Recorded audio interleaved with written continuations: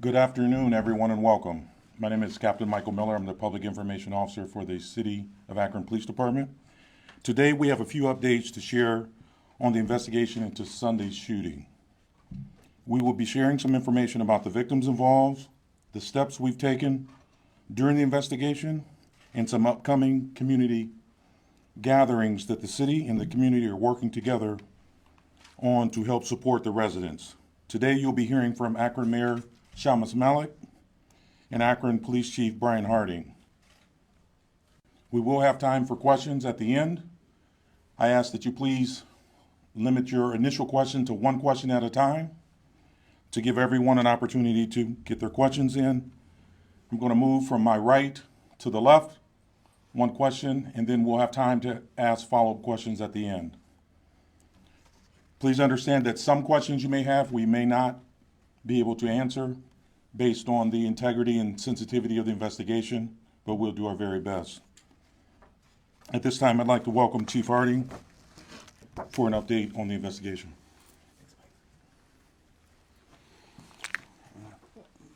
Thank you, Captain Miller. The first thing I'd like to announce is that the number of individuals injured during the shooting has increased to 27. The scene of the shooting and later at our area hospitals was constantly evolving. As the event unfolded, at least one patient self-transported to one hospital first and then left and went to a second hospital.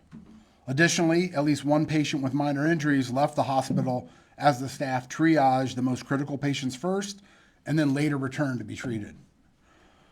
Our hospitals are rightfully very protective of patient information, and so these fluctuations made it difficult to determine the exact number of victims of this incident initially. But we can now confirm that there were 27 individuals that were struck or grazed by gunfire during this incident. The medical examining officer has confirmed the identity of the one fatality in this incident, a 27-year-old Latarius Cook. I'd like to express my deepest condolences to the family of Mr. Cook on their loss. Two patients, a 29-year-old male and a 37-year-old male, remain in critical condition today. The other 25 victims are either in stable condition or have been treated and released. The youngest injured person was 19 years old. We have 3 people injured in their 20s. The vast majority were in their 30s, accounting for 21 of our injured individuals, and 2 individuals were in their 40s. My heart goes out to all those who are injured as they begin their journey to recovery. This event has impacted every single person in our community, and the recovery process is just beginning. Our detectives have been working tirelessly since the early morning hours of Sunday as they process all the evidence. In total, we have 45 shell casings that were recovered from the scene from at least 5 different weapons. 3 handguns were recovered at the scene, and we confirm at least one individual at the party did fire back at the initial shooter. We do not yet know whether one initial shooter or several, and we don't know how many individuals from the party returned fire at this point. The guns have all been processed for DNA, and that typically takes us about 30 days for us to get information back. The shell casings have been entered into NIBIN, which is the National Integrated Ballistic Information Network, and we are also reviewing footage for any clues that may offer to help with the identity of those involved. I want to thank our community for their help as we have received a number of tips and calls. We are also following up on every lead. At this time, we do not have a vehicle or suspect information to share. We continue to ask the community and those present for any information that could help lead to the person or persons responsible for the tragedy. After the press conference on Sunday, the ATF offered an additional reward of $10,000 to anyone providing information that leads to the arrest of a suspect in this case. That's on top of the initial reward offered by the Summit County Crime Stoppers and the U.S. Marshals, which have collectively offered $12,500 for information leading to the arrest and successful prosecution of a suspect. That means the total reward money currently stands at $22,500. To encourage information and tips, you can call the Akron Police Department Detective Bureau at 330-375-2490, 330-375-2-TIP. Citizens may also provide anonymous information to any of the following: the Summit County Crime Stoppers by calling 330-434-COPS or texting TIPS CO with your tips to 274637. You can also download the Akron Police Department app and submit information on tip 411. The reward money will be funded through Crime Stoppers organization. Crime Stoppers is a private organization and as such are not subject to public records laws. They are not affiliated with any government organization, and they will not confirm the identity. They will confirm that your identity will remain confidential, and you can still receive reward money. On Monday, we released 911 calls we received regarding this incident, and we continue to process all the body cam footage of the incident, and we'll release that as soon as it's available. This is a fluid situation, and we are doing our best to share information as it becomes available. As officers first arrived to the party in a response to noise complaints, the body-worn camera footage shows officers engaged very positively, and people were complying with the request to clear the street. The owner of the party begins to control the party. We do not want to give the impression that officers shut the party down. But as we move forward, we will share the footage with the media and with the public to review. We continue to investigate until we have found the individual or individuals responsible for this shooting to ensure they are brought for justice. These victims and all who were present at the time of the shooting deserve some peace that they can only come when a person is responsibly held for their actions. At this time, I'd like to invite Mayor Malik to the podium. Thank you, Chief, and thank you, everyone, for being here today. I also want to, in particular, thank members of City Council for being here, including our Council President, Margot Somerville, our Council President Pro Tem, Brad McKittrick, our Ward 5 Councilman, Johnny Hanna, whose ward the shooting occurred within, and our Ward 1 Councilman, Sam DeShazier. I want to also offer my condolences to the family of Latarius Cook. I want to thank some of our local media outlets, Signal, the Beacon Journal, for their coverage of Latarius, who many of his friends and family called him LT. Following the news of the shooting, the White House Office of Intergovernmental Affairs reached out to us to offer support. We've had several meetings with their staff and their team over the last few days to discuss national and state resources that the City of Akron can access to deal with this tragedy. I want to thank President Biden and his team for their help. I also want to thank the many state and local officials that have reached out with their support as well. It really does mean a lot to me to see the partnership between local, state, and federal officials with regard to this tragedy. My prayers remain with all the victims, as well as everyone who's been impacted by this tragedy. As Chief Harding mentioned at the press conference on Sunday, every single person in our community should be able to gather with family and friends in a safe environment and feel safe and be safe. The trauma of last weekend's incident is impacting all of us in Akron.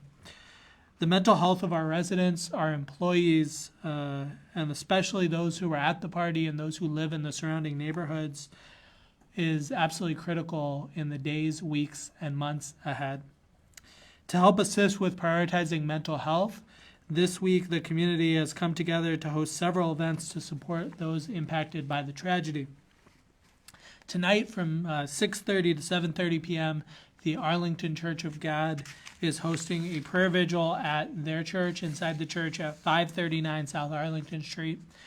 Tomorrow, Burning Bush Church is hosting Greater Akron Praise just down the street at 131 South High Street at 6 p.m. tomorrow evening to further support the community during this difficult time. Additionally, we have partnered with area faith leaders, mental health resource providers, and nonprofit organizations to help organize a community gathering space for folks to process and reflect on this tragedy. It's important now more than ever for us to come together and support one another. That event will be hosted at the East Akron Neighborhood Development Corporation this Saturday, June 8th from 2 to 6 p.m. Their address is 550 South Arlington Street. I'd encourage anyone in need of support to come out and join us for this important gathering. We'll be sharing information about that event on city social media, and we'll ask folks to share that as well to help get the word out, again, particularly for those who may have been present or those in the immediate neighborhood or anyone who feels really impacted by the trauma of this shooting. I want to take a second and reflect on the Kelly Avenue neighborhood that's dealing with this tragedy. Earlier this week, someone made a comment to me that I more than understand. They said that, their concern was that we would be focused on making an arrest and wiping our hands and moving on. We are not going to do that. We are here with the community. This is an incredibly challenging thing for any community to deal with. And our city government and our whole community has to wrap our arms in compassion and love and support around this neighborhood. The folks who live in this neighborhood will be processing this trauma for weeks, months, and likely years to come. And they deserve a city government that doesn't just move along to the next thing. So and I think all of us, are committed to engaging with and investing in our neighborhoods and working hand in hand with folks in our neighborhoods as we strive to ensure safety and ensure prosperity in all parts of Akron. I'll now turn it back over to Captain Miller for the Q&A. Thank you, Mayor. We're going to open it up to questions at this time. We're going to start this time on my right. I ask again to just ask one question. We'll move from right to left, giving everybody an opportunity to ask at least the first initial question. Then we'll open it back up for any supplement questions you may have at that time. If you could also indicate who your question is designed for or intended for, that'll help us move through that process. Bob. Just to be efficient, I'm going to ask my question, Joe's question too, because he's busy behind the camera. So I do have two, but I'm going to do it once. Is that okay? Go ahead. Okay. First of all, for the chief, can you talk about the use of flock cameras? Can you use them at all without a description of the car? Have you been utilizing them in any way, shape, or form to try to identify a vehicle at the scene? Absolutely, we are using flock cameras. We can use them consistently in investigations. We have in this one as well. Can you elaborate on what you're doing or what you're seeing? Yeah, so we can run vehicles that hit in certain areas. If we do have any proposed descriptions, we can also put those in as well and see if there's any information on that.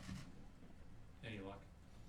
Nothing we're willing to share at this point, no. And then secondly, I guess would be more for the mayor. You sort of touched on this, but having been in that neighborhood the past couple of days, there's a lot of concern over their own safety for Yeah. themselves, for their kids. Yeah. We're not getting daily updates. We're being declined interviews. Sometimes they feel like they are being left behind, that they're not getting the answers. Can you speak to how you would want to respond to them when they're not able to get, updates or things daily? Sure, we're trying to get information as quickly as we possibly can. This is a fluid situation, and we want to make sure that we're coming out and sharing accurate information.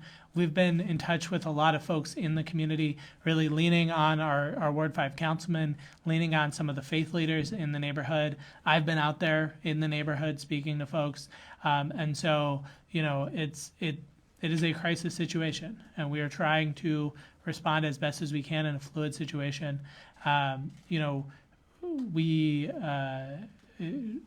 We are going to continue to share information. What we don't want to do is say, well, we'll talk about this to News 5, and we'll talk about this to the Beacon, and we'll talk about this to Signal. We want to have this space in which we can share all the information directly with the community and address the questions that you're raising. We're happy to take as many questions as you have here today, and this is not, I think, likely going to be the last press conference.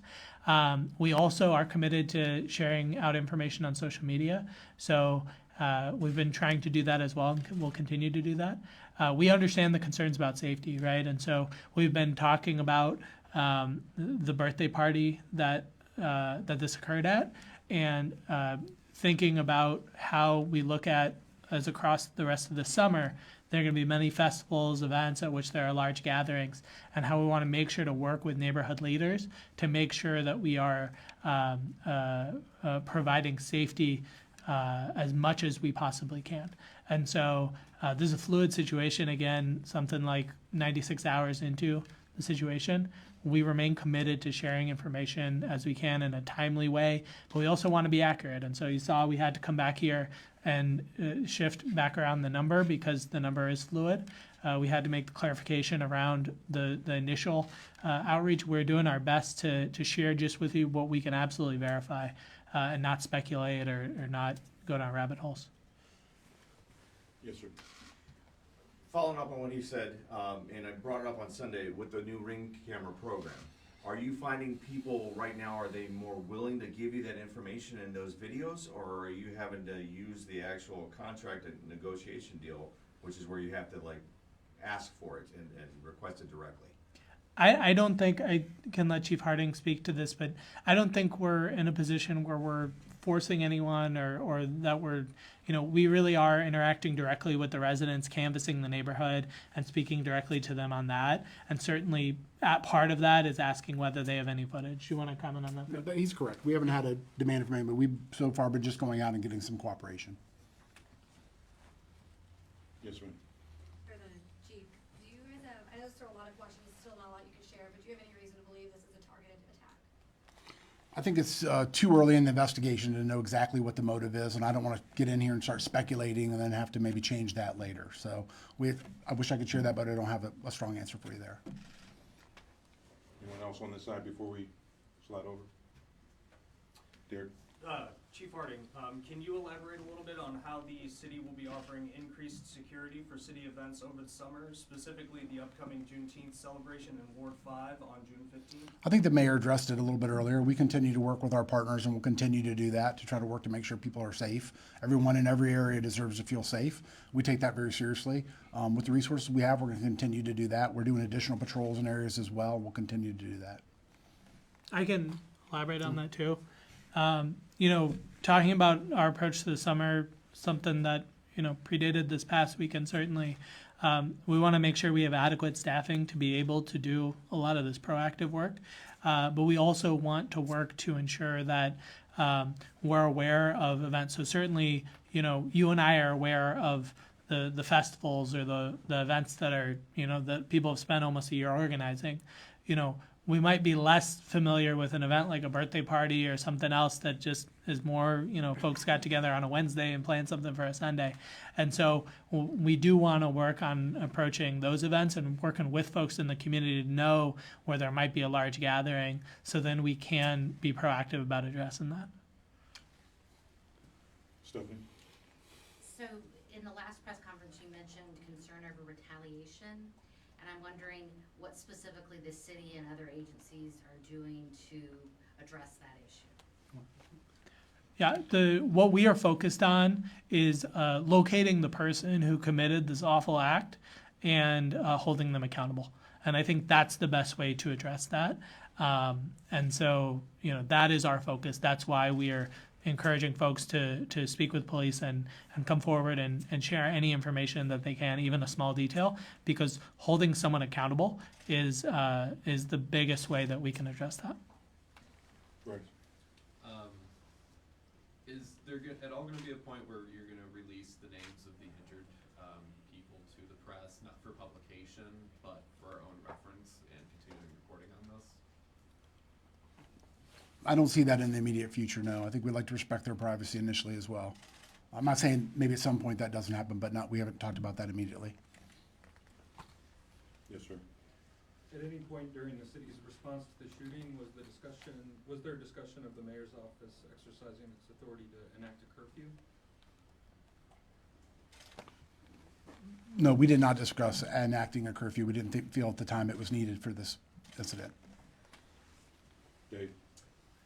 Chief, just from your experience, there are more than 100 people, to our knowledge, there gathered at the party, most of them outdoors.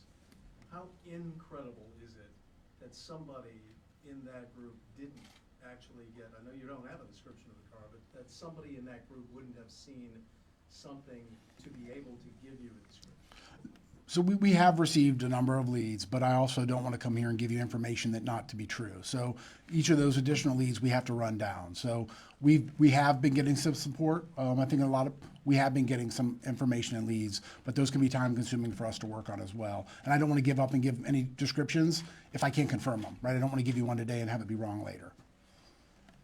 If I can add, we do also just want to note that, folks who were there present at the party, they're dealing with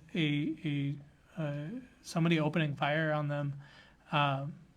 People hit the ground. People are in the middle of a chaotic situation.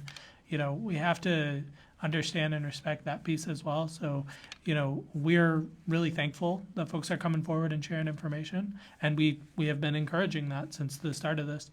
But we also we don't want to imply that, folks who were there were doing anything wrong or that kind of thing.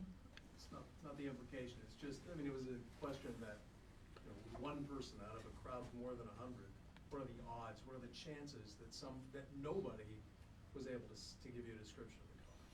Like I mentioned, we've received some descriptions.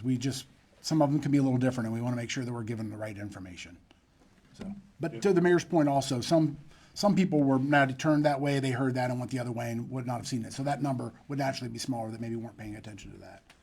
Following up on Dave's question, the 911 call that mentioned a red Charger. Any follow-up or? Yeah, we followed up with that vehicle. We have a couple other vehicle descriptions we followed up with as well. So, but again, I don't want to jeopardize where we may have information on each of those as well. But all of those we followed up on. We've also received other information we followed up on as well. Yes, sir. I'm wondering if the department could have done anything different responding to the scene at the first time, whether that's being present, remaining to be present on the scene, or anything else. I know it's easy to come after an event's happened saying something could have been done differently and you're not expecting a mass shooting, but I'm wondering if anything could have been done differently, and anything might be done in the future differently. I think that gets into this fluid situation, right? And so as we go forward, we're trying to be as open as possible about the response and our understanding of the response at the time.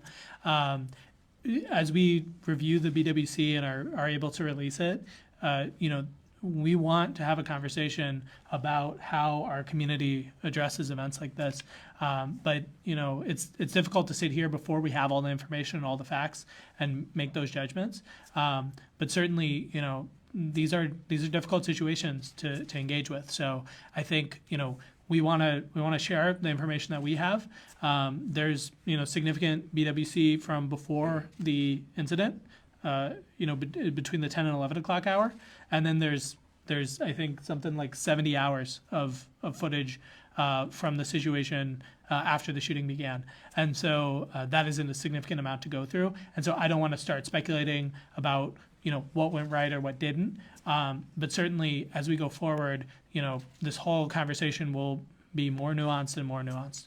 Do you want to add? No, I think the mayor hit it. There's a lot to go through there, and there was really a heroic response by a lot of people, both with the police department, the officers, detectives who responded, as well as the other first responders from the fire department as well. Anybody? I guess the first day when you had the press conference, it didn't feel like you guys had any idea who did this, and several days have passed. For the public, do you feel any closer that you're going to be able to identify this person anytime soon? Yeah, I do. I mean, we are, like I mentioned, we are getting information. However, each of those can be extremely time consuming to run those down, and I don't want to come up here and start sharing things that I can't verify and say are true. That wouldn't be fair. And I also want to make sure that we protect the investigation and the integrity of it as well. If I can add, the team here is working on this investigation around the clock. They're working with federal partners and state partners.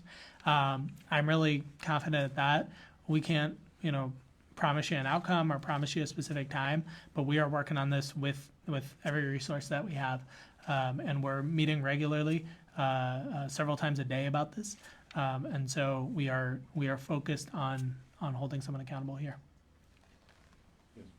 Any message you have to anyone who might have information, but they might be hesitant to share it because they're scared or they're not sure what might happen? Yeah, like I mentioned, we've received several tips, and that's why we tried to share different ways that people can confidentially do that. We'll take the information any way we can get it, whether it's any of the ways we shared, whether it's a trusted community partner that someone feels comfortable reaching out to. We're just in need of the information. The more information we get will help us build a better case. And ultimately, like the mayor said, this is our number one priority. As an organization, this is what we are completely focused on today. This is by far our number one priority as an agency. We have a team of investigators that are working on this day and night. And we're also, like the mayor mentioned, partnering with many people. So anyone that's willing to give information, we absolutely want that information, and we will run those leads down.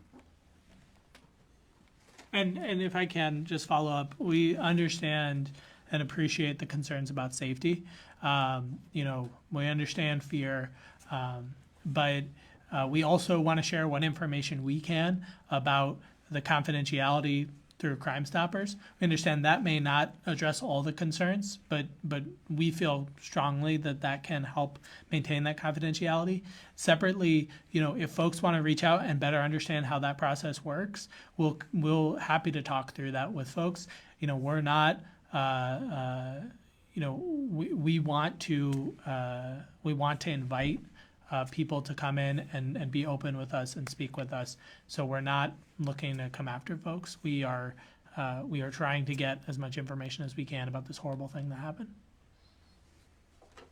Anybody else? Stephanie? So a couple of things that we heard that we wanted to check with you on. We heard that there was a 1-year-old possibly who was grazed by a bullet, and it doesn't sound like that's correct, but wanted to ask about that. And then also that people may have gone to hospitals outside of our area, like in Cleveland and Columbus, to seek treatment. And we were just wondering if there is. I'm not aware of that being factual on either of those regards. Okay, thank you. Yes, sir. So at this point of your investigation, do you feel that all 27 people that were hit by the same singular person, or there might be more than one person? I don't want to speculate on that. Like I mentioned, we believe that we found shell casings from at least 5 different bullets, weapons there. So we don't have the information back on who did that, but we know at least 5 weapons were used. Dave? I'd like to follow up on that, Chief.